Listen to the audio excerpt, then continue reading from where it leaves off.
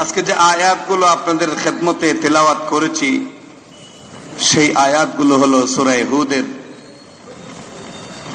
12, 13 এবং 14 এই তিনটি আয়াত। এই তিনটি আয়াত আল্লাহ পাক নাজিল করেছিলেন বিশেষ এক প্রেক্ষাপটে।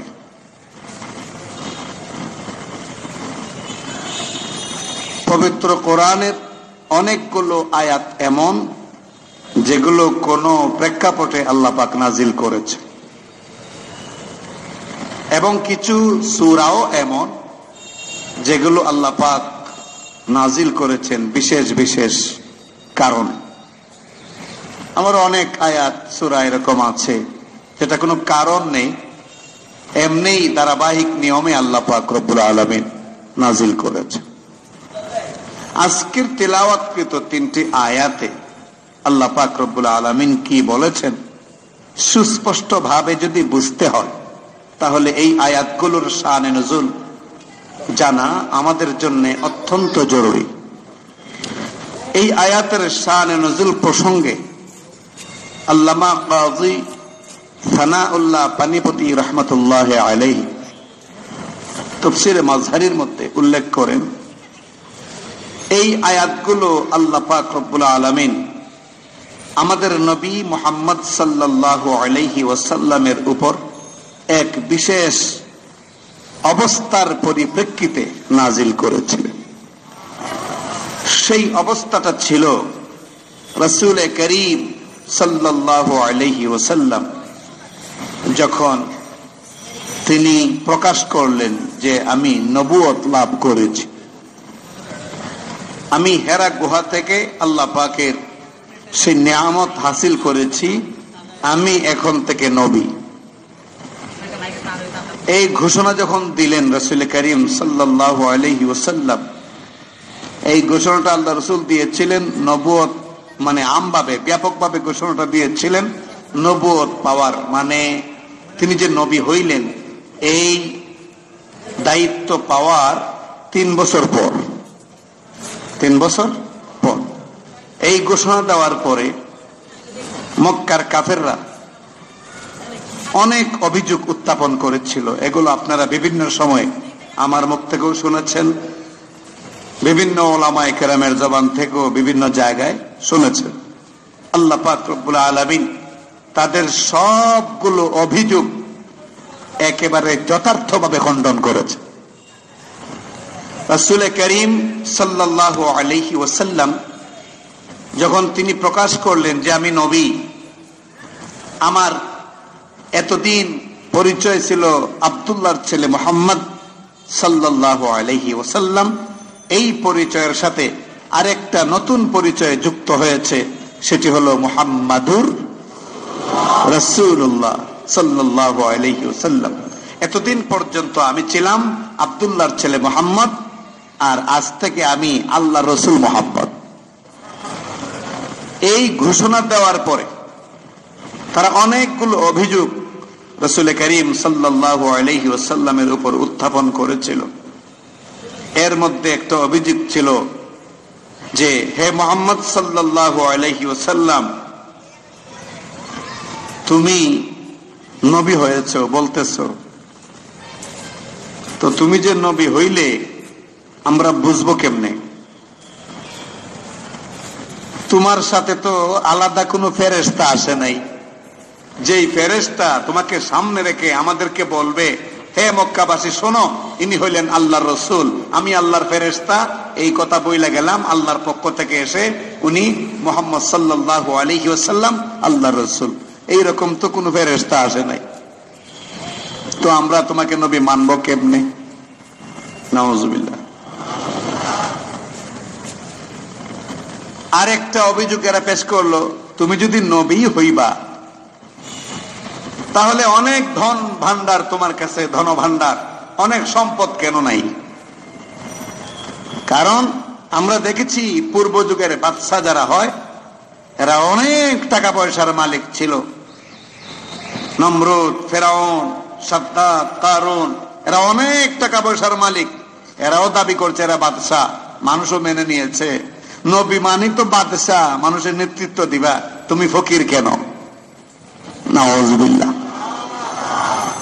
আরেকটা অভিযোগ করলো, হে মুহাম্মদ সাল্লাল্লাহু আলাইহি ওয়াসাল্লাম, তোমার কোরআনে তুমি কোরআন নামে যা আমাদেরকে শোনাও, এগুলোর মধ্যে আমাদের দেবদেবীর বিরুদ্ধে বিষোদ্গার করা হয়েছে, আমাদের দেবদেবীর অসারতা প্রমাণ করা হয়েছে, বলা হয়েছে আমাদের দেবদেবীর কোনো পাওয়ার নাই। সুতরাং আমাদেরকে যদি তুমি ভাগে নিতে চাও, আমাদেরকে তুমি তোমার দলে যদি ভিড়াতে চাও, তাহলে এই কোরআনটা পাল্টাতে হবে, নতুন আরেকটা কোরআন নিয়ে আসতে হবে। এইরকম বেশ কয়েকটা অভিযোগ যখন রাসূল করিম সাল্লাল্লাহু আলাইহি ওয়াসাল্লামের দরবারে পেশ করলো, আল্লাহর নবী অত্যন্ত মনক্ষুণ্ণ হলেন, কষ্ট পেলেন। যে জাতির কল্যাণে রাত দিন পরিশ্রম করছি টানা, আর সেই জাতি এত বড় বেয়াদবি করছে আমার সাথে, এই জাতি আমার সাথে এত বড় স্পর্ধা দেখাচ্ছে। রাসূল করিম সাল্লাল্লাহু আলাইহি ওয়াসাল্লামের মনে প্রচন্ড কষ্ট, ব্যথা। মনে মনে তিনি এই ব্যথা নিয়ে বসে আছেন। আমি আপনাদেরকে প্রশ্ন করি, মানুষের মনে যদি কোনো ব্যথা সৃষ্টি হয়, এই ব্যথা দেখার মতো, এই ব্যথা দেখার মতো কোন সত্তা, কোন মালিক, কোন কর্তা আছেন? কে তিনি? সকলের জবান থেকে স্বতঃস্ফূর্ত ভাবে শুনতে চাই, কে তিনি? আল্লাহ পাক রব্বুল আলামিন।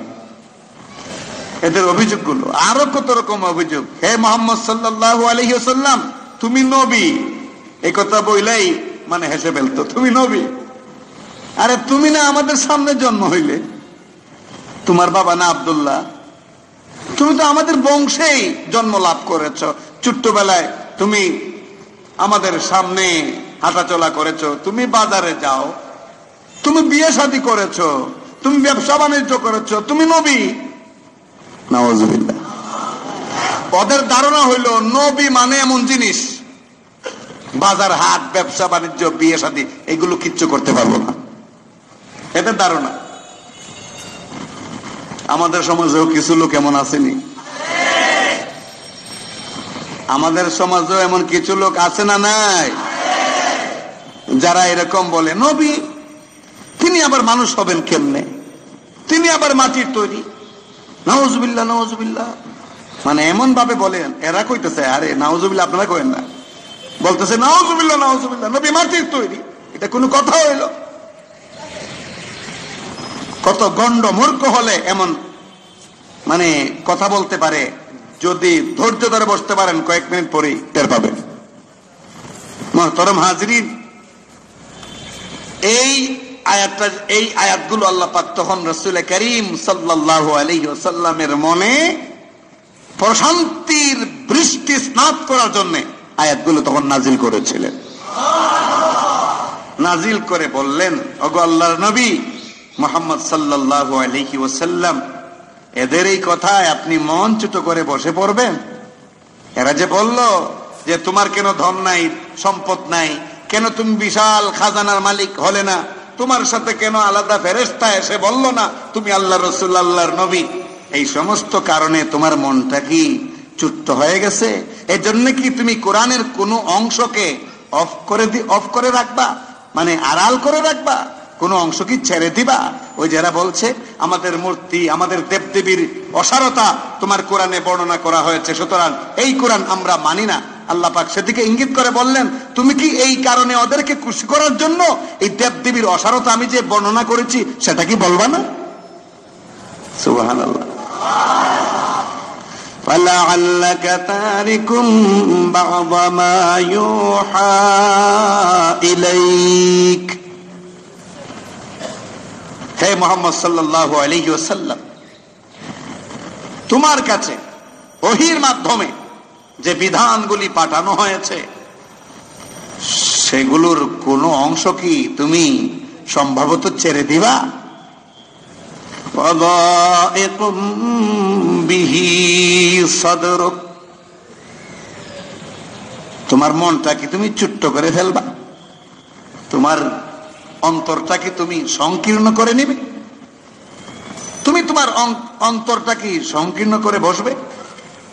এই জন্য যে তারা বলেছে আইয়াকুলু লাউলা উনজিলা আলাইহি কানজ,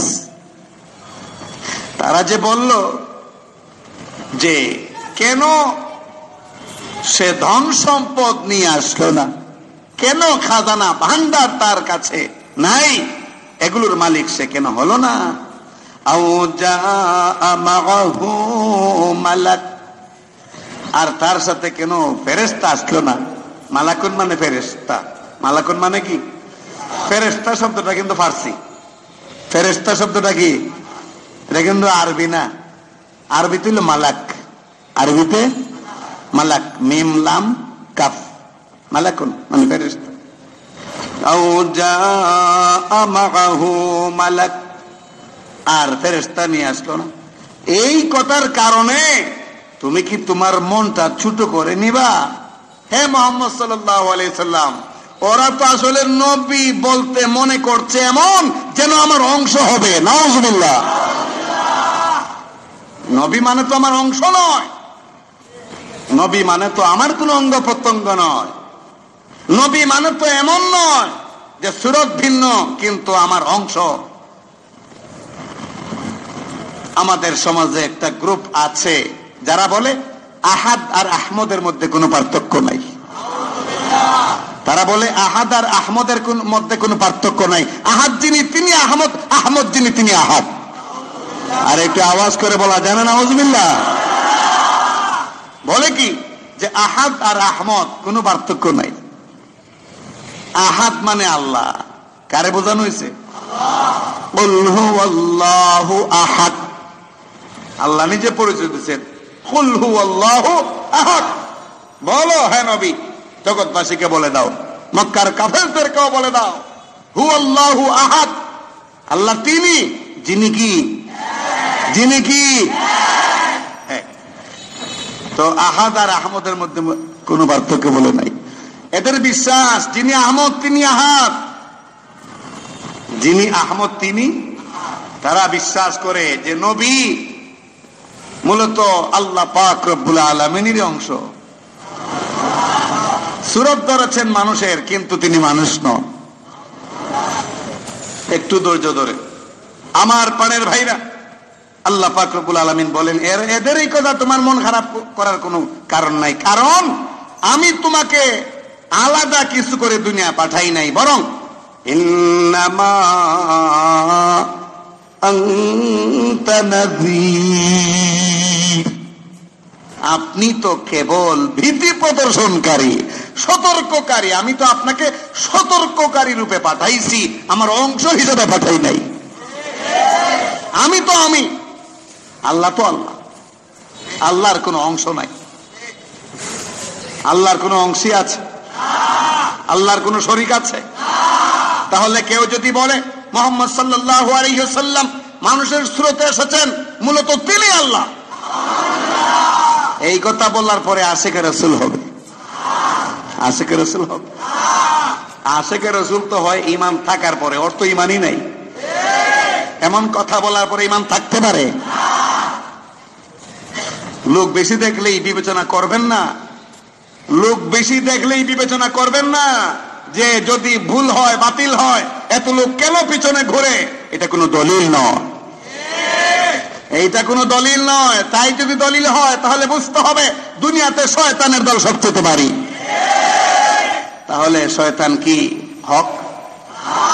শয়তান কি শুদ্ধ? শয়তান কি সঠিক? ওর তো লোক সংখ্যা অভাব নেই, ওর তো অনুসারীর অভাব নেই।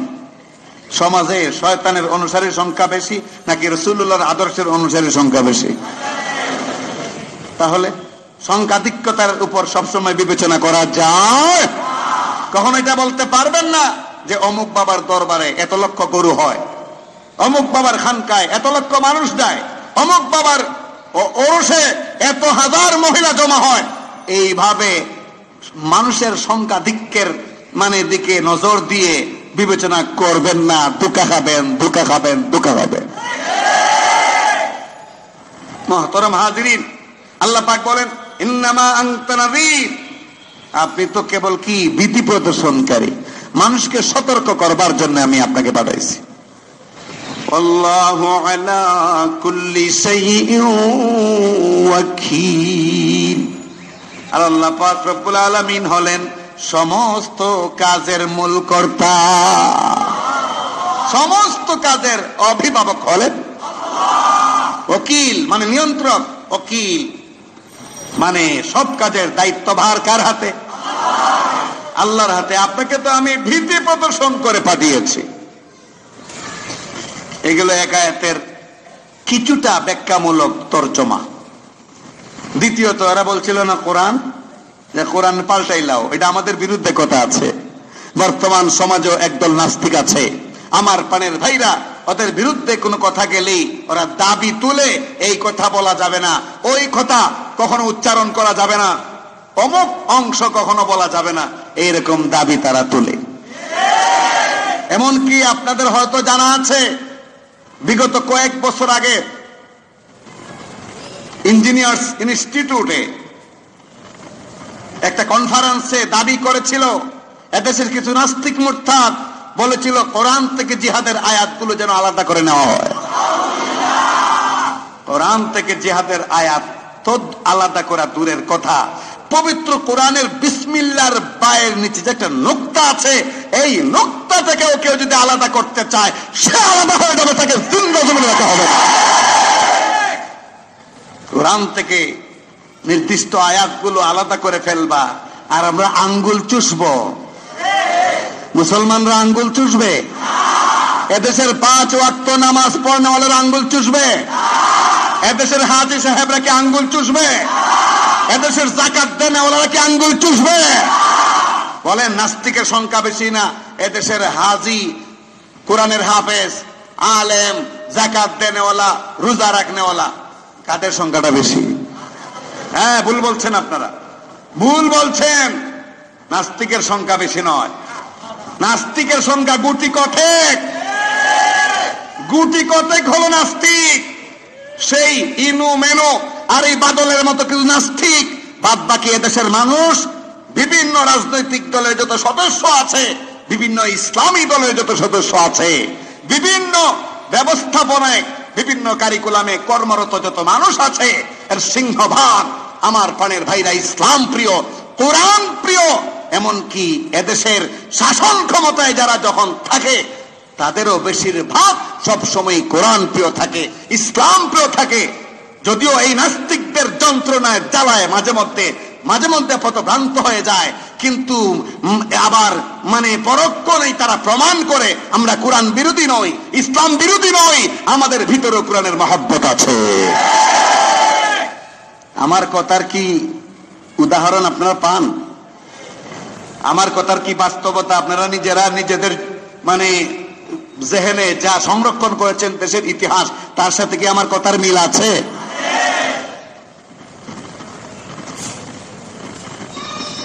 এরা বলবে আর আমরা এটা মেনে নিব, এদের সহ্য হয় না। কোরআন হাদিস যদি সহ্য না হয়, ইসলাম যদি সহ্য না হয়, নামাজ কালাম যদি সহ্য না হয়, মাইকের আজান, মুয়াজ্জিনের আজান যদি সহ্য না হয়, মসজিদ মাদ্রাসা যদি সহ্য না হয়, তাহলে এই দেশে থাকার কোনো অধিকার নাই। এই যে কথাটা আমি বললাম, এই কথাটা আমি আমার পক্ষ থেকে বলি নাই, গোটা বিশ্বায়নের যে একটা আন্তর্জাতিক আইন, সেই আইন থেকেই বলছি। আমরা লক্ষ্য করে দেখেছি, যেই দেশে যেই ধর্মের লোক সংখ্যা গরিষ্ঠ, সেই দেশে সেই ধর্মের আলোচনা বেশি হয়, সেই দেশে সেই ধর্মের গবেষণা বেশি হয়, সেই দেশে সেই ধর্মের সবচাইতে বেশি পালন হয়। বাকি যারা সংখ্যালঘু, তাদের জন্য উচিত নয় এখানে হস্তক্ষেপ করা, ঠিক কিনা বলো? বরং এটাকে মেনে নিয়ে যারা সংখ্যালঘু তারা তাদেরটা করবে, কিন্তু সংখ্যাগরিষ্ঠের উপরে মাথা ঘামাবে না, এরা এদেরটা করবে, এদেরটাও নির্বিঘ্নে চলবে। এটা হলো আন্তর্জাতিক আইন। এটা কি আন্তর্জাতিক আইন। সুতরাং এই বাংলাদেশে যেই সমস্ত নাস্তিক মুরতাদ, মসজিদ মাদ্রাসা আলেম ওলামা, হাজি, কোরআনের হাফেজ, তারপরে নামাজ কালাম নিয়ে কথা বলে, আমার পানের ভাইরা প্রমাণ করেছে তারা এদেশের শান্তি শৃঙ্খলা রক্ষার জন্য এদের কোনো দায়িত্ব নাই, বরং এগুলো ভঙ্গের জন্য আমেরিকার কাছ থেকে, ইউরোপের কাছ থেকে, ইহুদি খ্রিস্টানদের কাছ থেকে কোটি কোটি টাকা খেয়ে এই বাংলাদেশে খুব নীরবে কাজ করে যাচ্ছে। কিন্তু আমরা সেটা কখনো মেনে নিব না, ইনশাআল্লাহ আমরা সেটা কখনো মেনে নিব। আপনারা বিষয়টা খেয়াল করছেন কিনা, গত 11 এপ্রিল, যেটা আমি আরো এক জমায় বলেছি, গত 11 এপ্রিল কওমি মাদ্রাসার শিক্ষার সরকারি মান সনদ, বর্তমান সরকারের প্রধানমন্ত্রী শেখ হাসিনা, উনি ওনার বাসভবনে দেশের প্রখ্যাত ওলামায়ে কেরাম, যাদের প্রতি দেশের 16 কোটি মানুষের আস্থা আছে, এই ওলামায়ে কেরামদেরকে সেখানে দাওয়াত করে নিয়ে ওলামায়ে কেরামের পক্ষ থেকে উত্থাপিত সবগুলো দাবি মেনে নিয়ে কওমি মাদ্রাসার সনদের সরকারি স্বীকৃতি তিনি ঘোষণা করেছেন, ঠিক না? এবং তিনি নিজ মুখে পরিষ্কার বলেছেন, এই কওমি মাদ্রাসার শিক্ষা আমাদের দেশে যদি চালু না হতো আমরা শিক্ষিত হতে পারতাম না। তিনি বলেছেন দারুল উলুম দেওবন্দ, এই শব্দটাও তিনি উল্লেখ করেছেন, দারুল উলুম শব্দটাও কিন্তু দেখবেন আপনার ভিডিও আছে। দারুল উলুম দেওবন্দ যারা প্রতিষ্ঠা করেছিলেন তারাই এই ভারতবর্ষ থেকে ব্রিটিশদেরকে তাড়িয়েছেন। এক কথায় আমাদের স্বাধীনতা আন্দোলনের সূচনা, আমাদের স্বাধীনতা আন্দোলনের সূর্যের কিরণ দারুল উলুম দেওবন্দের আলেমদের মাধ্যমে হয়েছিল। তিনি এটাও বলেছেন দেশের অত্যন্ত স্পর্শকাতর এবং গুরুত্বপূর্ণ এরিয়া, হাইকোর্টের সামনে, সুপ্রিম কোর্টের আঙ্গিনায় এরকম গ্রিক থেমিস দেবীর মূর্তি কে কেমনে কি বসলো, আমি তা পছন্দ করি না। এবং এই মূর্তি স্থাপন করে সেই মূর্তিতে আবার শাড়ি পরিধান করিয়ে একটা বঙ্গীয় রূপ দেওয়ার চেষ্টা করা হলো। তিনি বলছেন যে এটা হাস্যকর। এটা আমাদের দেশের একজন প্রধান ব্যক্তির বক্তব্য, দেশের একজন প্রধান ব্যক্তির বক্তব্য, যিনি সরকারের প্রধান, তার বক্তব্য। অথচ এই সরকার প্রধানের বক্তব্যের উপরে গুটি কতেক গুনলে 7টাও হবে না। এই বেয়াদবরা এই সরকার প্রধানের বক্তব্যের উপরে অনাস্থা পেশ করে এই সনদের বিরোধিতা করছে। সাথে সাথে এই নাস্তিকদের সাথে সুর মিলাইয়া আমাদের দেশের কিছু লম্বা টুপিওয়ালা এবং হাতো দাড়িওয়ালা, এরাও ব্যানার নিয়া বিভিন্ন সুন্নি নামধারী দলের এই নাম ব্যবহার করে ব্যানার দিয়া রাস্তায় রাস্তায় দাঁড়িয়েছে, তারা নাকি আমাদের সনদের এই স্বীকৃতি মানে না। চিন্তা করেন, দেশের প্রধানমন্ত্রী যেই স্বীকৃতি দিলেন, দেশের প্রধানমন্ত্রী যেই দারুল উলুম দেওবন্দের সেই অবদান স্বীকার করে নিলেন, সেখানে গুটি কতেক ব্যক্তি এইরকম ব্যানার নিয়ে এবং টক শোতে টেবিল টকে বসে এইরকম কথা বলবে। প্রশ্ন দাঁড়ায়, এত শক্তি ওরা পেল কোথায়? বলেন, প্রশ্ন দাঁড়ায় কি দাঁড়ায় না? আমার আজকের এই তাফসীর মাহফিল থেকে আমার দাবি হলো সরকারের প্রতি, যারা সরকার প্রধানের এই বক্তব্যের উপরে, যেই বক্তব্য সম্পূর্ণ ন্যায্য, যেই বক্তব্য সম্পূর্ণ ন্যায়সঙ্গত, যেই বক্তব্যকে দেশের 16 কোটি মানুষ সম্ভাষণ জানিয়েছে, ধন্যবাদ জানিয়েছে, সেই বক্তব্যের উপরে অনাস্থা পেশ করে যারা আলেম ওলামার বিশুদ্ধার করছে, কওমি মাদ্রাসার সনদের বিশুদ্ধার করছে, দারুল উলুম দেওবন্দের কথা অস্বীকার করছে, প্রকারান্তরে তারা প্রধানমন্ত্রীর বক্তব্যকে বৃত্তাঙ্গুলি দেখিয়েছে।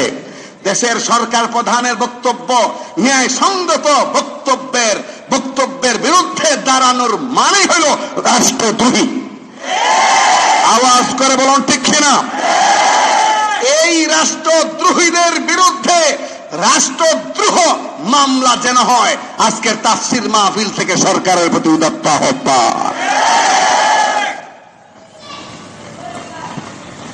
যে কটা নাস্তিকের নাম একটু আগে বলেছি, আমি হলফ করে বলতে পারি ওরা যদি মেম্বারিতে দাঁড়াইতো 10টা ভোটও পাইতো না। গত 2-3 দিন আগে সিলেটের বিয়ানীবাজারে একটা মেয়র নির্বাচন হয়েছে, আপনারা হয়তো দেখছেন। আমাদের হাসানুল হক ইনু, নামটা কত সুন্দর। আল্লাহ না জানি ওর যদি তওবা নসিব না হয় মরণটা কেমন হবে আল্লাহই ভালো জানে। ওর প্রার্থী পাইছে 31টা ভোট। কয়টা ভোট? 31টা ভোট পাইছে। জনবিচ্ছিন্ন। তোমাদের সাথে জনগণের কোনো সম্পর্ক নাই। টেলিভিশনের পর্দায় বসে যারা এত স্পর্ধা দেখায়, সেই টেলিভিশনের মালিকদেরকে বলছি, সেই চ্যানেলগুলোর পরিচালকদেরকে বলছি, সাংবাদিকদেরকে বলছি, ইদানিং দেখা যাচ্ছে টকশোগুলোর মধ্যে নাস্তিককেও রাখে, আবার আলেম ওলামাদের মধ্য থেকেও নির্ধারিত কিছু আলেম ওলামাকে রাখার পরে ওই নাস্তিকরা এমন এমন কথা উচ্চারণ করে যেগুলো আমাদের সহ্য হয় না। 1 নাম্বার প্রস্তাব, এই সমস্ত আলেম ওলামাদেরকে আমি অনুরোধ করব, দরকার নাই ওই টেবিল টকে গিয়া আলোচনা করে কোনো উপকারের প্রয়োজন নাই। এই দেশের মানুষ এমনি আলেম ওলামাকে ভালোবাসে।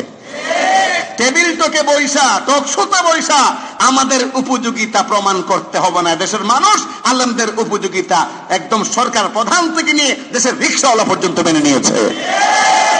দ্বিতীয়ত, চ্যানেলের মালিকদেরকে বলবো, মজা লন। এইভাবে নাস্তিকদেরকে আইনে হাজির করেন, আলেম ওলামাদেরকেও নেন, নিয়ে উদ্দেশ্যমূলক ভাবে কৌশলী প্রশ্ন করে জবান বন্ধ করতে চান, পারেন তো নাই। এই পর্যন্ত যতগুলো টকশো হয়েছে একটার মধ্যেও একটা নাস্তিকও টিকতে পারে নাই। আলেম ওলামার কথার নাকানি চুবানি খেয়ে শেষ পর্যন্ত নীরব হতে বাধ্য হয়েছে। চ্যানেলগুলোকে বলবো, এদেশে ব্যবসা করেন চ্যানেল চালাইয়া। চ্যানেল কারা ইউজ করে? মুসলমানরাই তো ইউজ করে। মুসলমানরা ইউজ করে না? মুসলমানরা ইউজ করে। যদি এমন হয় আস্তে আস্তে চ্যানেলগুলো ইউজ করা বন্ধ করে দিবে মুসলমানরা সব জানে।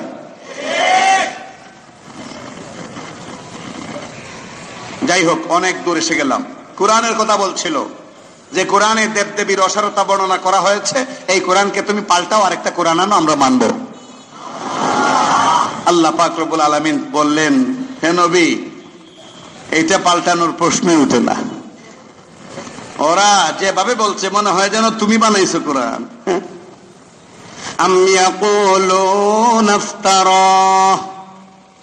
তারা কি বলে যে কোরআন তুমি তৈরি করেছো? قل فأتوا بعشر صور مثله مفتريات وادعوا من استطعتم من دون الله إن كنتم صادقين। তারা কি বলে যে তুমি কোরআন তৈরি করেছো? তাহলে হে নবী তুমি বলে দাও, ফাতু বিআশরি সুওয়ারিম মিথলি, তোমরা এক কাজ করো, 10টা সূরা বানাও। হে মুহাম্মদ সাল্লাল্লাহু আলাইহি ওয়াসাল্লাম তুমি বলে দাও, হে বেঈমানেরা, তোমরা যারা বলছো কোরআন আমি তৈরি করেছি এবং কথা এবং কাজে সেদিকে ইঙ্গিত করছো যে কোরআন আমার তৈরি, তাহলে আমার তৈরি যদি হয় তো আমি তো তোমাদের সামনেই বড় হয়েছি। আমি মক্কারই মানুষ, তোমরাও মক্কার মানুষ। আমি বানাইতে পারলে তো তোমরাও বানাইতে পারবা। পুরাটা লাগবে না, 10টা সূরা বানাও।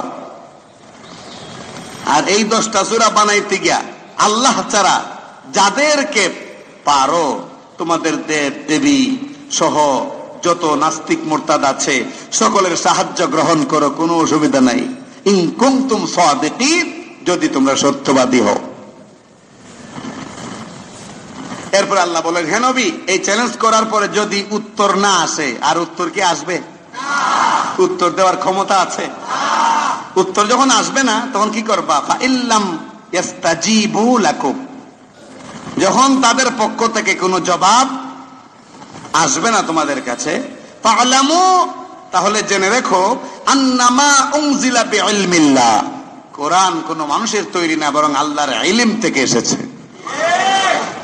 যখন এরা অপারগ হবে তোমাদের জবাব দিতে, তখন তোমরা ভালো করে মনে রাখবা এই কোরআন আল্লাহর ইলম থেকে এসেছে, কারো বানানো নয়।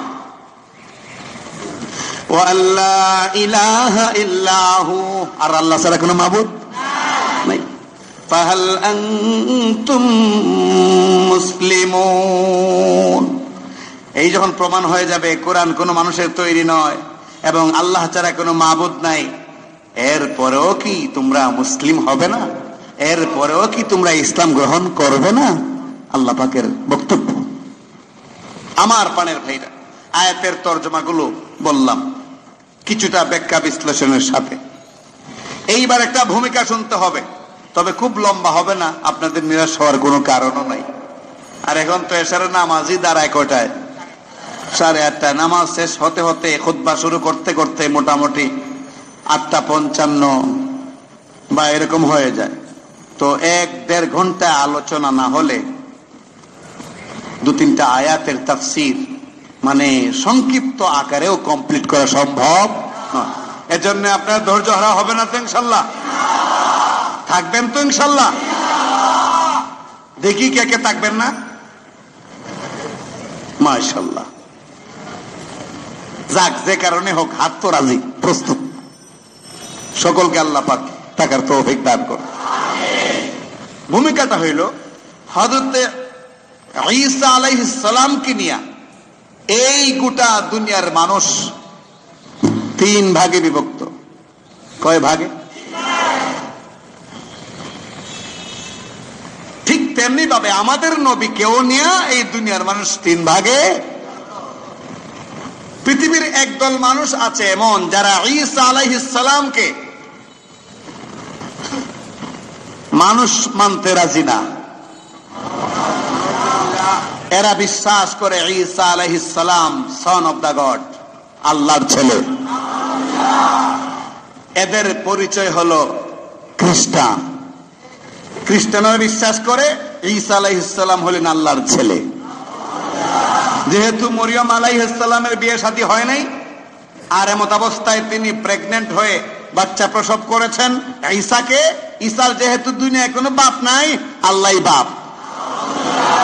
কত সুন্দর হিসাব, একদম সাদা সিধা, নির্ভেজাল, একদম ডাইরেক্ট। আরেক দল মানুষ হযরত ঈসা আলাইহিস সালামকে নবী মানবে দূরের কথা, মানুষই মানে নবী মানবে দূরের কথা, ভালো মানুষই মানতে রাজি না।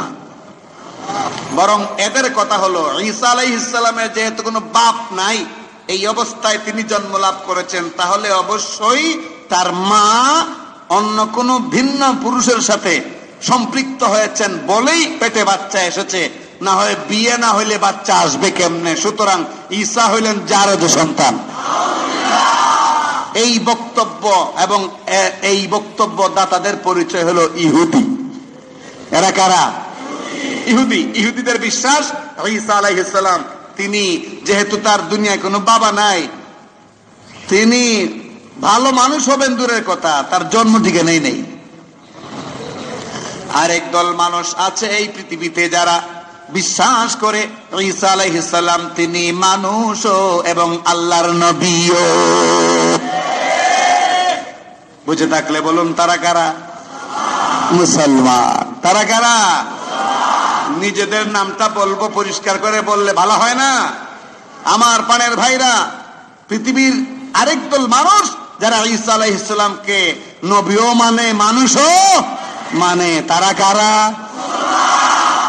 আরো সহজ করে নিজের দিকে মাইল করে বলা যায় আমরা।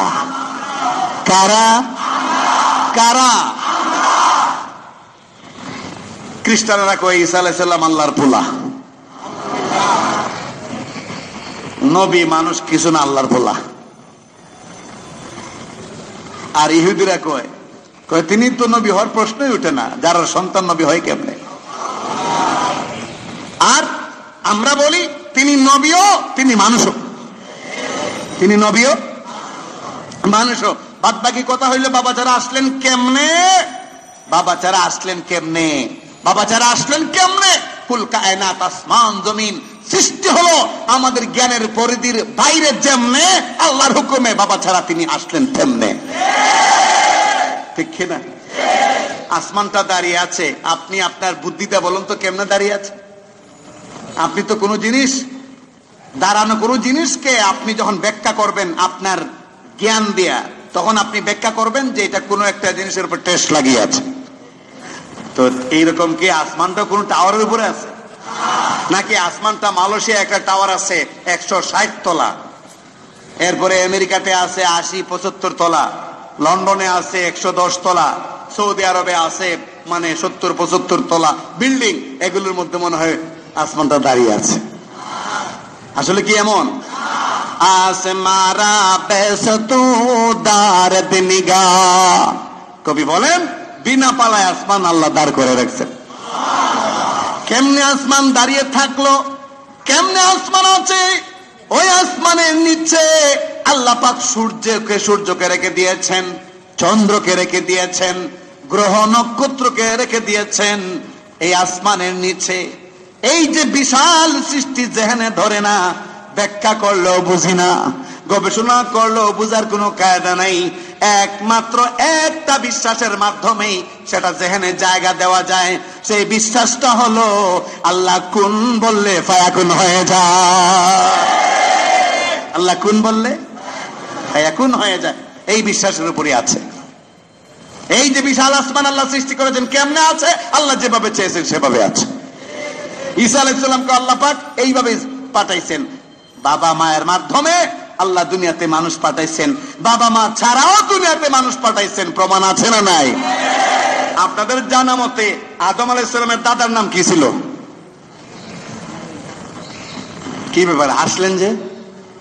হযরত আদম নবী, আদম আলাইহিস সালামের দাদার নাম কি ছিল?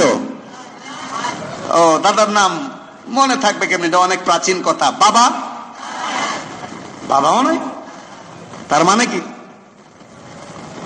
মাও লাগে নাই, বাবাও লাগে নাই, আল্লাহ সৃষ্টি করেছেন। আল্লাহ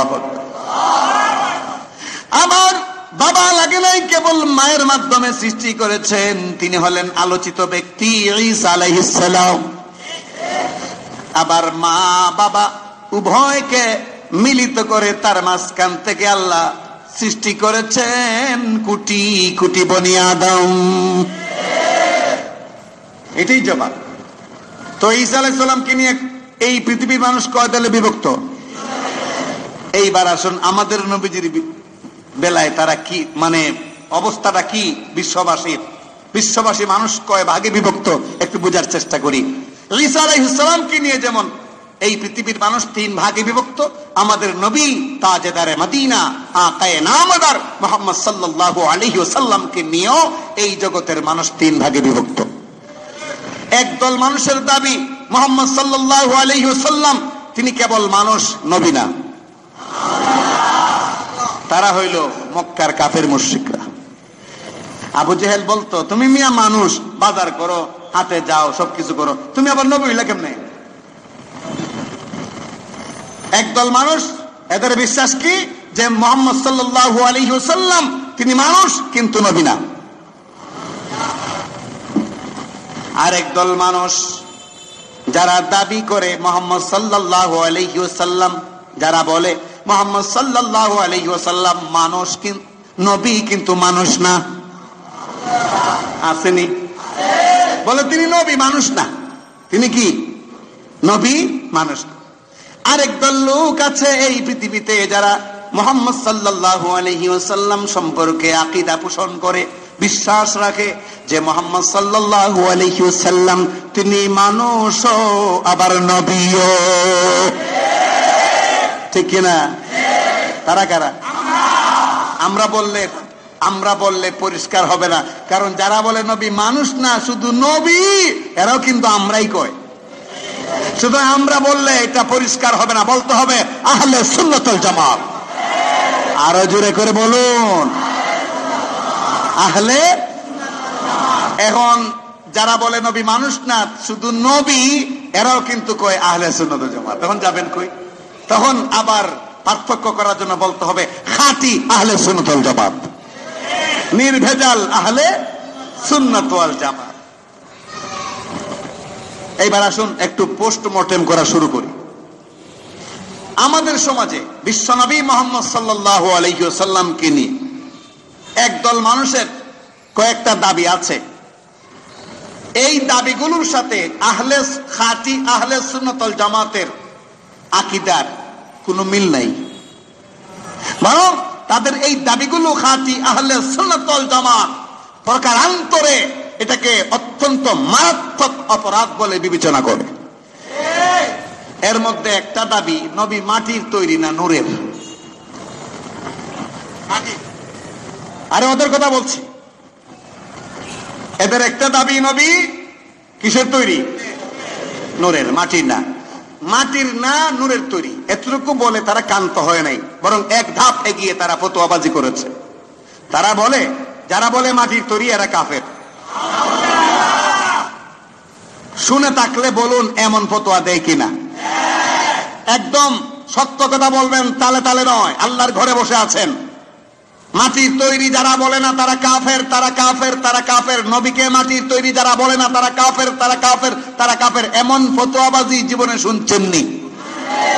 দেখি কে কে শুনছেন। সত্য সত্য কিন্তু হাত তুলবেন। শুনছেন?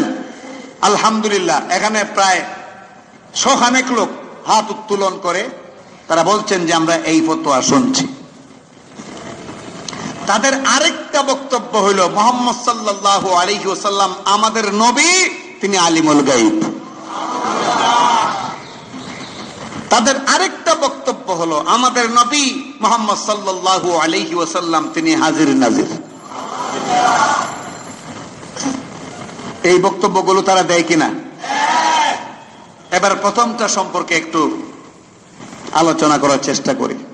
প্রথম বক্তব্য কি তাদের?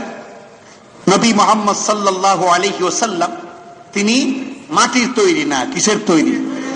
নূরের তৈরি। কেউ যদি মাটির তৈরি বলে সে কাফের। দলিল আদিল্লা প্রমাণাদি এই মুহূর্তে হুবহু কোরআন হাদিস থেকে আপনাদের সামনে পেশ করতে আমি চাচ্ছি না।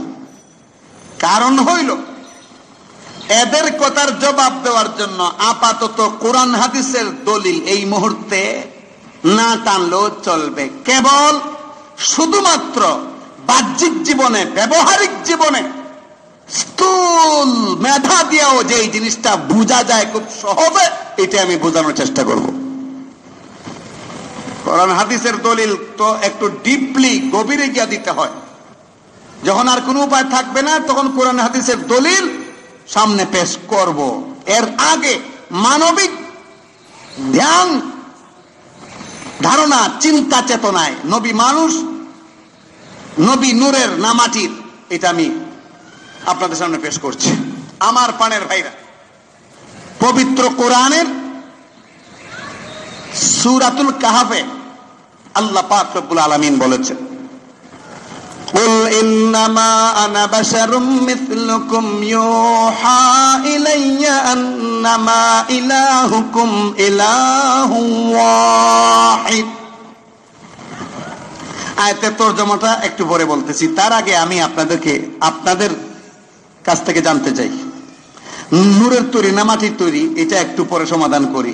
এর আগে যে জিনিসটা জানতে চাই সেটা হইল নবী মানুষ ছিলেন কিনা। আওয়াজটা কিন্তু স্বতঃস্ফূর্ত ভাবে অন্তর থেকে দিবেন। নবী মানুষ ছিলেন কিনা? নবী মানুষ ছিলেন কিনা? এরপরে বিবেচনা হবে নূরের তৈরি না মাটির তৈরি। মানুষ ছিলেন কিনা? একটা মানুষের গুণাবলী কি? একটা মানুষের বৈশিষ্ট্য বলি কি? একটা মানুষের সিফাত কি? একটা মানুষের সিফাত হইল সে দুঃখ পাইলে কাঁদবে, চোখ দিয়ে পানি ঝরবে, সুখ পাইলে হাসবে, ঠিক না? সে ব্যবসা বাণিজ্য করবে, সে রাস্তা চলবে, সে নেতৃত্ব দিবে, সে সংসার করবে, বিয়ে শাদী করবে, ঠিক না? সে আশা আকাঙ্ক্ষা পোষণ করবে। কখনো কখনো বেদনা হতে হবে, ঠিক না? কখনো কখনো পিপাসার্থ হবে, কখনো পিপাসা নিবারণের পর একটু আরাম পাবে, কখনো ক্ষুধার্ত হবে, ক্ষুধার্তের সময় তার চেহারার মধ্যে ভাঁজ পড়বে, আবার ক্ষুধার্ত অবস্থায় খাবার পেলে তার মধ্যে আনন্দের ভাব ফুটে উঠবে। এইটাই তো একজন মানুষের কি, সে বিয়ে শাদী করবে, ব্যবসা বাণিজ্য করবে, সে রাজনীতি করবে, সে বিভিন্ন কর্মকাণ্ড পরিচালনা করবে, এটাই তো একটা মানুষের বৈশিষ্ট্য বলি। এইবার আমি আপনাদেরকে প্রশ্ন করি, মুহাম্মদ সাল্লাল্লাহু আলাইহি ওয়াসাল্লাম এই যে মানবীয় গুণাবলী, এই মানবীয় গুণাবলী এই মুহূর্তে যেগুলো আপনাদের সামনে পেশ করলাম, এই মানবীয় গুণাবলীর কোন গুণটা থেকে আল্লাহ রাসূল আলাদা ছিলেন? একটু মেহেরবানি করে জোরে বলবেন। এই মানবীয় গুণগুলোর কোনটা থেকে আল্লাহ রাসূল মুক্ত ছিলেন? আচ্ছা জিজ্ঞেস করি, রাসূল বিয়ে করেন নাই তো একটাও মনে হয়? একটা না একাধিক? 9টা, কোন বর্ণনা 11টা। আল্লাহ রাসূল দেশ তো চালান নাই কোন সময়, মোল্লা মানুষ কেমনে চালাবে? চালাইছে না। তিনি এমন এক ব্যক্তি যিনি ইনসাফের সাথে রাষ্ট্র পরিচালনা করে দেখিয়েছেন যে এইভাবে ইনসাফের রাজত্ব কায়েম করতে হয়। আচ্ছা, রাসূল করিম সাল্লাল্লাহু আলাইহি ওয়াসাল্লাম তো খাবার টাবার খাইতেন না? কি বলেন আপনারা? খাবারও খাইতেন? আচ্ছা, খাবার যিনি খাইতেন, ক্ষুধা লাগতো খাইতেন, খাবার দাবার খাওয়ার পর তো ওনার আর পেশাব পায়খানার কোন দরকার ছিল না, এইটাও ছিল সাংঘাতিক কথা। রাসূল করিম সাল্লাল্লাহু আলাইহি ওয়াসাল্লাম কখনো তো চোখ দিয়ে পানি জড়ান নাই, খালি হাসছেন, কাঁদছেন। রাসূল করিম সাল্লাল্লাহু আলাইহি ওয়াসাল্লাম তো শুধু সবসময় কেঁদেছেন, কোন সময় হাসেন নাই। হেসেছেন তো? একটা মানুষের যা যা লাগে সবই তো নবীর মধ্যে আছে, আছে না? এর পরেও এই মহামানবকে মানব বলে স্বীকার করে না, স্বীকার করবে না ওই সমস্ত লোক যারা মানুষ হওয়ার যোগ্যতা রাখে না। যারা মানুষ হওয়ার যোগ্যতা রাখে না, এরা মহামানবকে চিনতে পারে নাই। রসুলকে মহব্বত করার মানে এই না রসুলের মর্যাদা কমাইয়া দিয়া বলবা রসুলের মর্যাদা বাড়াইছি। আমি একটা উদাহরণ প্রায় সময় দিয়ে থাকি। এক মহিলা তার স্বামীকে প্রচন্ড ভালোবাসে, ভালোবাসে ভালোবাসে ভালোবাসে। একদিন বিছানায় শুইয়া স্বামীর বুকে মাথাটা দিয়া একা একা নিরিবিলি রুমে ভালোবাসা একটু উতলাইয়া উঠছে। ভালোবাসা উতলাই উঠবে, এটাই স্বাভাবিক। তখন বলল যে আমি তোমাকে যে কতটা ভালোবাসি, শুধু আই লাভ ইউ বললেই যথেষ্ট হবে না, আমি তোমাকে এতটা ভালোবাসি যে কেমনে বুঝাবো এই ভাষাই আমার কাছে নেই।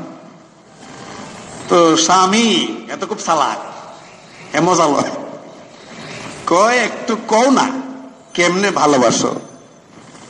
কয় আমি বুঝাতে পারবো না, আমি তোমাকে অনেক ভালোবাসি।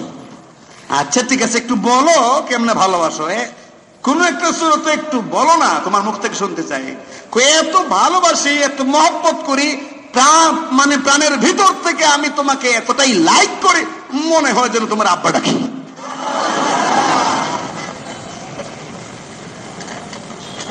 আচ্ছা বলেন তো, এই যে কথাটা বললো, এটা কি স্বামীকে ঘৃণা করার জন্য না ভালোবাসার কারণে বলছে?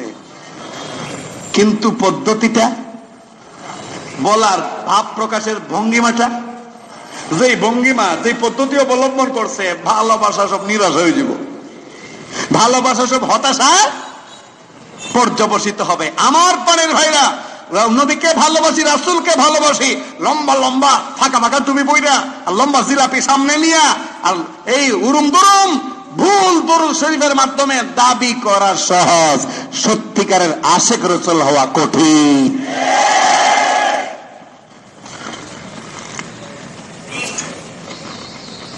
এখন একজন মানুষের সব গুণাবলী তার মধ্যে আছে, এরপরেও লোকটাকে মানুষ না বলা।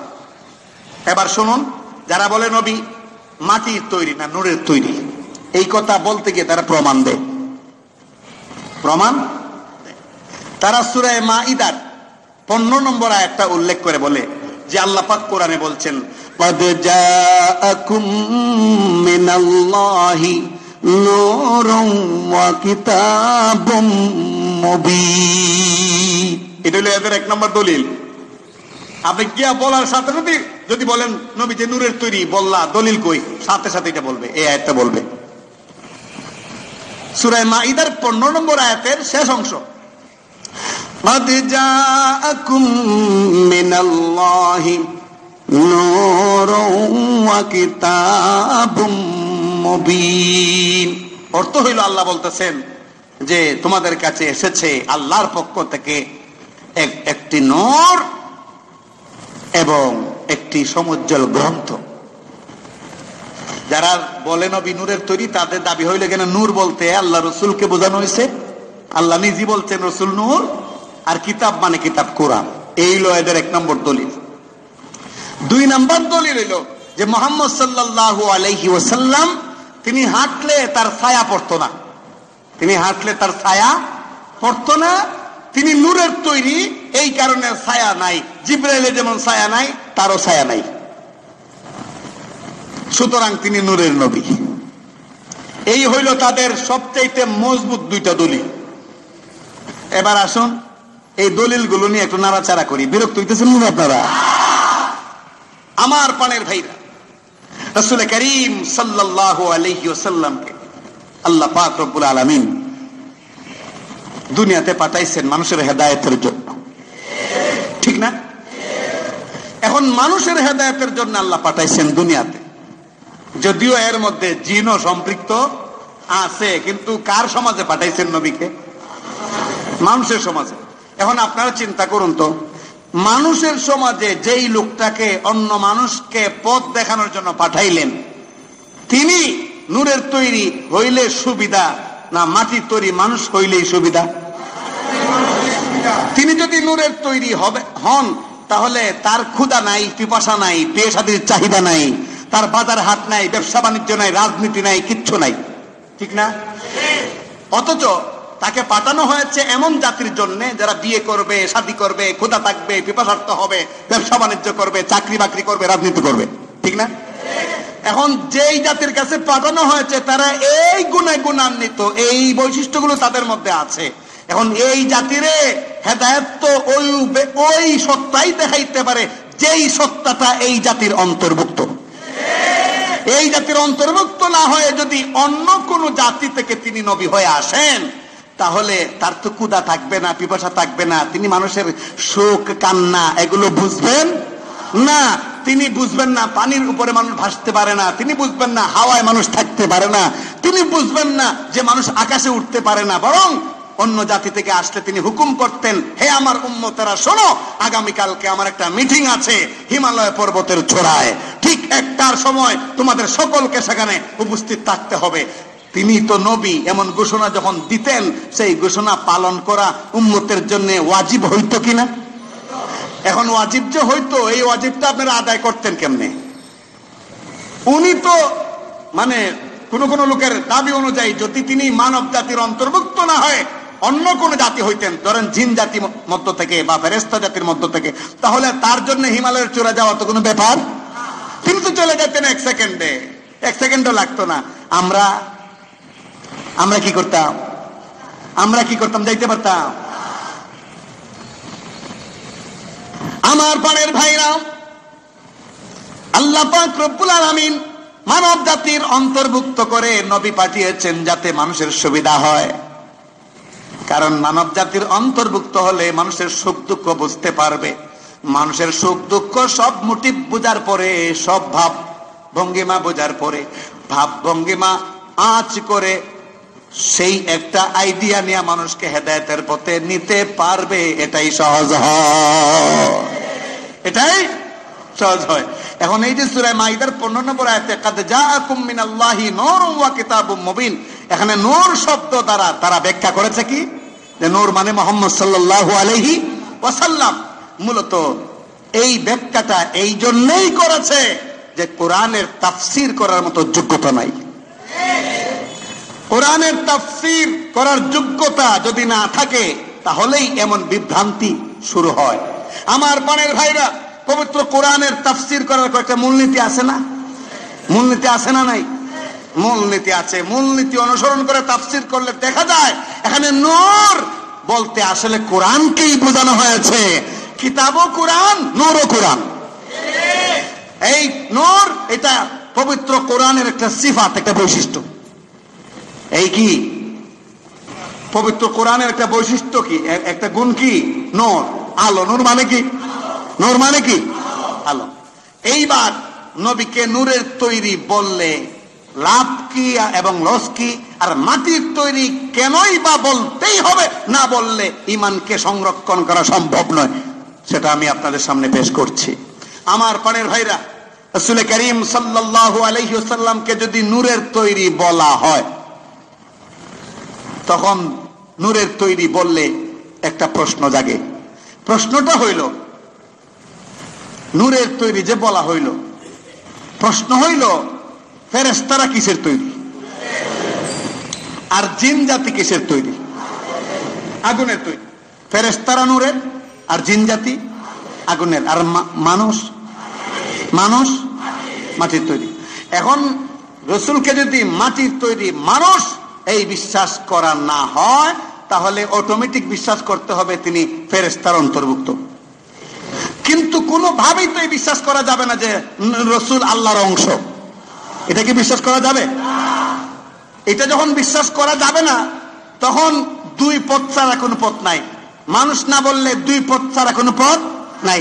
হয়তো বলতে হবে তিনি জিন জাতির অন্তর্ভুক্ত, জিন জাতির অন্তর্ভুক্ত স্বীকার করলে তিনি হবেন আগুনের তৈরি, আর না হয় বলতে হবে তিনি ফেরেশতা জাতির অন্তর্ভুক্ত, ফেরেশতা জাতির অন্তর্ভুক্ত হলে তিনি হবেন নূরের তৈরি।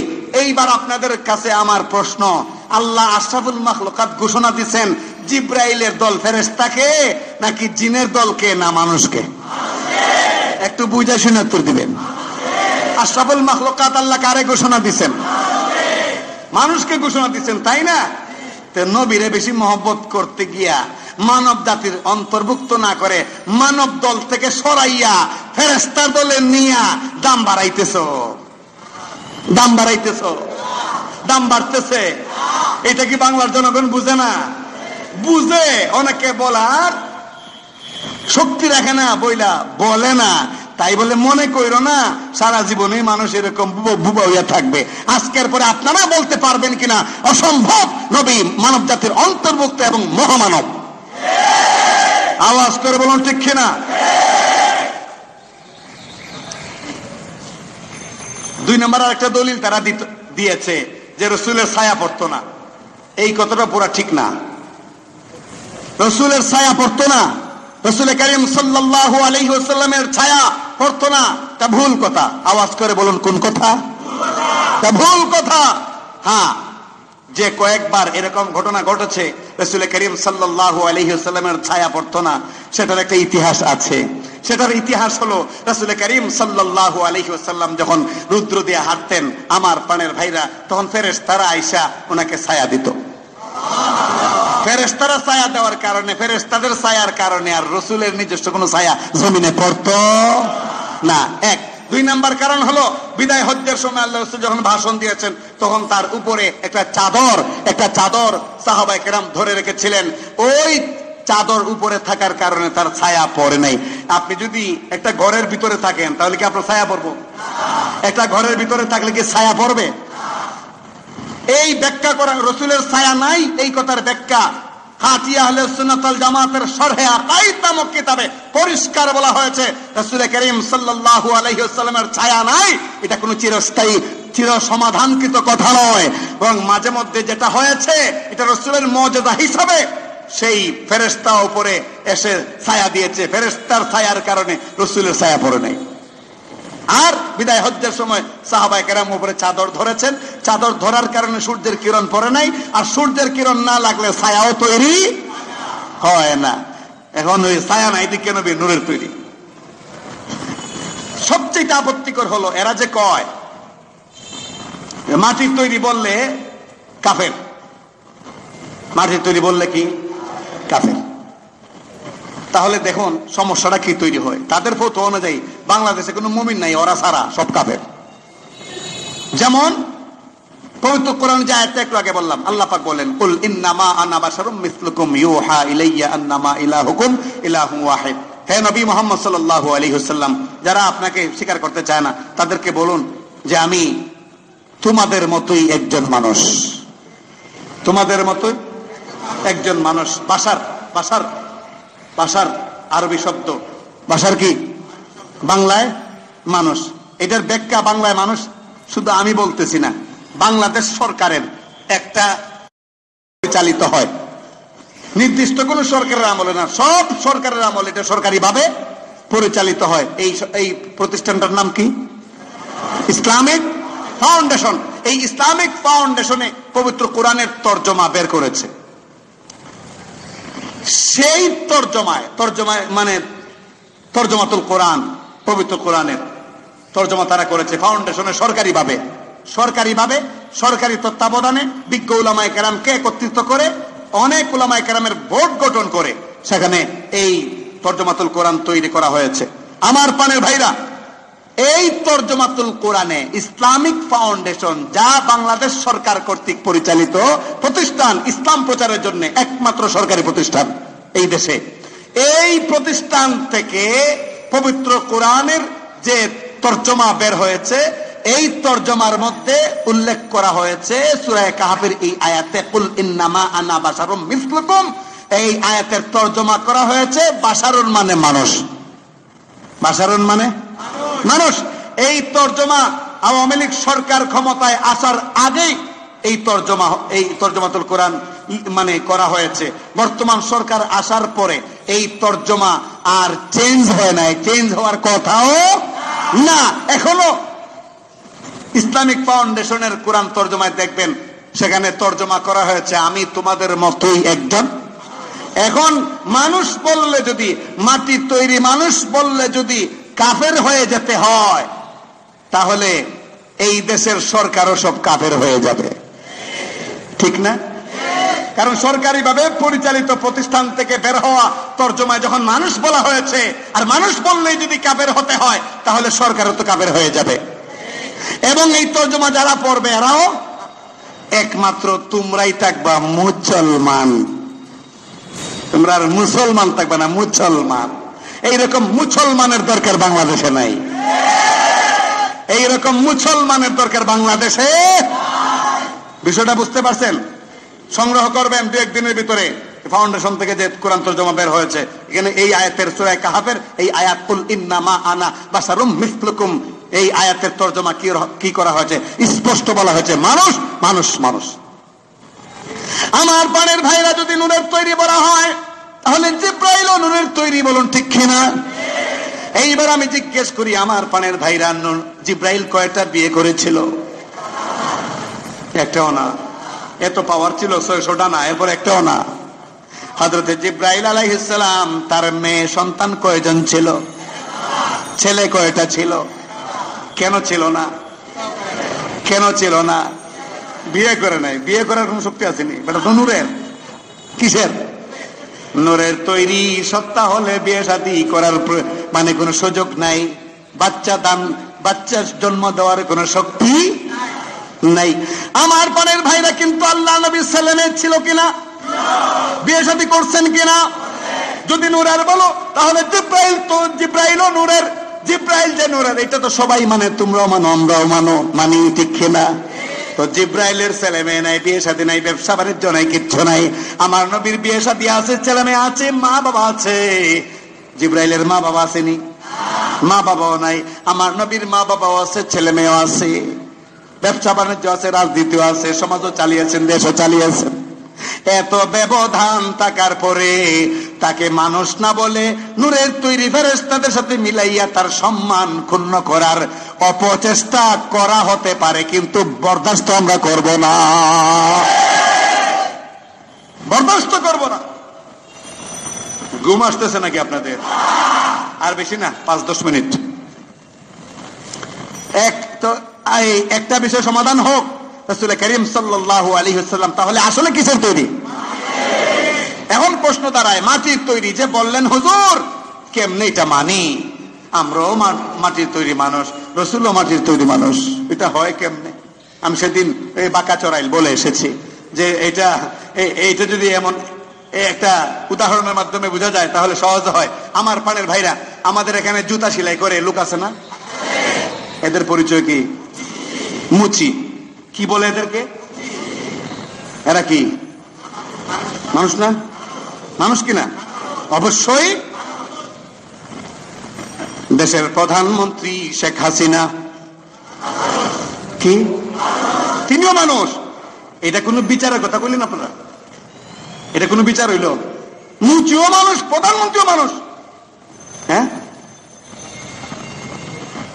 মুচিও মানুষ, প্রধানমন্ত্রীও মানুষ। এই কথার যেই জবাব, আমরাও মানুষ, নবীও মানুষ, এই কথার সেই জবাব। মুচি মানুষ, প্রধানমন্ত্রী শেখ হাসিনাও মানুষ। মুচি কেমন মানুষ? মুচি হলো এমন মানুষ, তার সামনে দিয়া কেউ গেলে খালি পাও দেখে, ঠিক না? পায়ের দিকে নজর দেয়, দেখি জুতাগুলো পালিশ করার প্রয়োজন আছে কিনা। আগে পায়ের দিকে তাকায়, যদি দেখে পালিশ করার উপযুক্ত, নতুন নয় পুরাতন জুতা, তখন মুখের দিকে তাকায়, ভাই সাহেব আপনি কি জুতাটা পালিশ করবেন কিনা? আপনি পালিশ করলে আমরা 10 টাকা পাবো, ঠিক কিনা?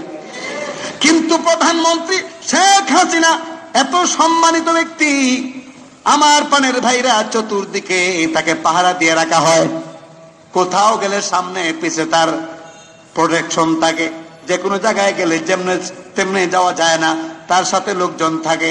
তার কথার একটা ওয়েট আছে, ওয়েট আছে, তার কথার একটা মূল্যায়ন আছে।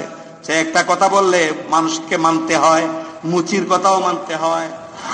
হ্যাঁ, আমার পানের ভাইরা, মুচিও মানুষ, প্রধানমন্ত্রী মানুষ, কিন্তু দুই মানুষে কত ব্যবধান। অথচ এই দুই মানুষ হয়ে কিন্তু এমন মানুষ যাদেরকে আল্লাহ পাক সৃষ্টি করেছেন অনুরূপভাবে আল্লাহর নবী মুহাম্মদ সাল্লাল্লাহু আলাইহি ওয়াসাল্লাম, তাকেও আল্লাহ পাক সৃষ্টি করেছেন, তিনিও মানুষ, আবার আমরাও মানুষ।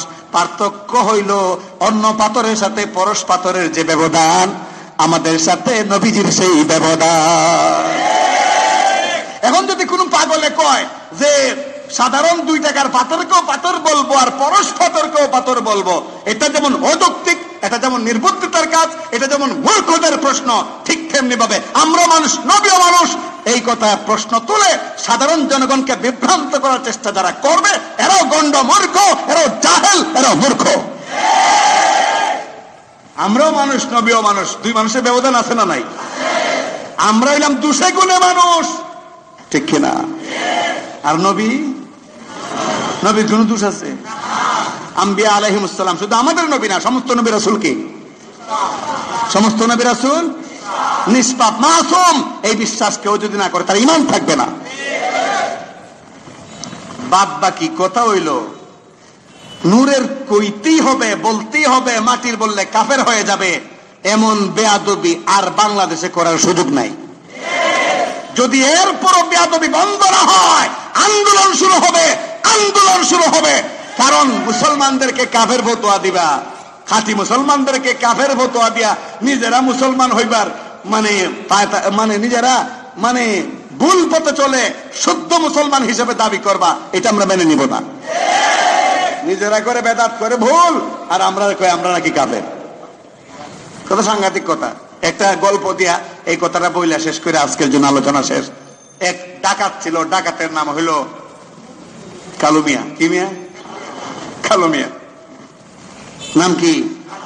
এই নামে কেউ যদি দেখেন রাগ করেন না, আমি কিন্তু আপনারা বলতেছি না। এই কালু মিয়া খুব ভয়ঙ্কর ডাকাত, তার ভয়ে কেউ এলাকায় থাকতে পারে না। যে নাম শুনে এক গ্লাস পানি খায়, এই কালু মিয়ার নাম শুনে। একবার এই কালু মিয়া গেছে মাছ বাজারে, মাছ বাজারে এক পাশে শুটকির দোকান বসে না, শুটকির দোকান। এই শুটকিওয়ালা এই শুটকির দোকানের পাশে ঘুরতেছে কালু মিয়া। এখানে যারা শুটকির ব্যবসা করতো এরা শুধু কালু মিয়ার নাম শুনছে, জীবনে দেখে নাই, কারণ মর্যাদা সম্পন্ন ব্যক্তি তো। নাম শুনছে বহুবার কালো ডাকাত, কিন্তু কোনোদিন দেখে নাই। এই অবস্থায় এই কালো ডাকাত দেখে এক শুটকিওয়ালা, সে টাকা গইনা গইনা বাস করে রাখতেছে। এক জায়গায় 1000 টাকার নোট, আরেক জায়গায় 500 টাকার নোট, আরেক জায়গায় 100 টাকার নোট, এরকম টাকা ভাগ ভাগ করে সুন্দর করে রাখতেছে, কুচে নিয়ে এগুলো ভাগ ভাগ করতেছে। তো কালো ডাকাতে দেখেন কত বড় বাটপার, গিয়া পড়ছে শুটকিওয়ালার কাছে, গিয়া বলতেছে, ও মিয়া শুটকিওয়ালা, তুমি যে এইভাবে টাকা গুনতেছো দিনে দুপুরে সবার সামনে, যদি কালো ডাকাতে দেখে তাহলে কিন্তু সব লয়ে যাব। এই যে বলতেছে, কে বলতেছে? এ স্বয়ং কালু। যদি কালু ডাকাতে দেখে তাহলে সব নিয়ে যাবো। তো সুটকিওয়ালা বলতেছে কেমনে নিব, কেমনে নিব? দিনের বেলা আমার সামনে দিয়ে নিব কেমনে? কেমনে নিব দেখাইতাম কইয়া টাকাগুলো সব নিজের কুচে নিছে। ধরো এইভাবে নিব, এইভাবে আনবো কুচের মধ্যে আইনা, তারপরে এইরকম করে কাপড় দেওয়া ভালো করে বাঁধবো, বাইটা এরপরে দাঁড়াইয়া এরপর দিব দৌড়। এই কথা বইলাই কালো ডাকাত দিছে দৌড়। যেই মাত্র কালো ডাকাত দৌড় দিছে ততক্ষণে সুটকিওয়ালার ব্রেন পরিষ্কার হয়েছে, কুইলা গেছে। সে তখন বলতেছে চোর চোর চোর। ডাকাতে সুরবান হয়েছে কি চোর চোর চোর, মানে আমার টাকা নিয়ে যেতেছে। বাজারের মানুষ সবাই ধরতে শুরু করছে চোর চোর। এখন কালো ডাকাতে চিন্তা করে দেখছে, বাপরে বাপ, সবাই আমার চোর কইতেছে, এখন তো ধরা পড়ে যাবো। সে বুদ্ধি কইরা একটু পেস কাটাইয়া গলিটা ঢুইকা আরেক গলিটা ঢুইকা আরেক গলিটা বের হইয়া ওই লোক সমাজের ভিতরে ঢুকিয়া সবার সাথে সে নিজেও কইতেছে চোর চোর চোর। আসলে কে চোর? কাল্লা চোর। আসলে এ নিজেই চোর, আর মানুষের সমাজে ঢুকিয়া বলতেছে কি চোর। নিজেরা করে বেদাত, দাঁত একটাও নাই। নিজেরা করে বেদাত, নিজেরা মাজার পূজা করে খায়, নিজেরা বড় বড় ডেক সাজাইয়া খায়।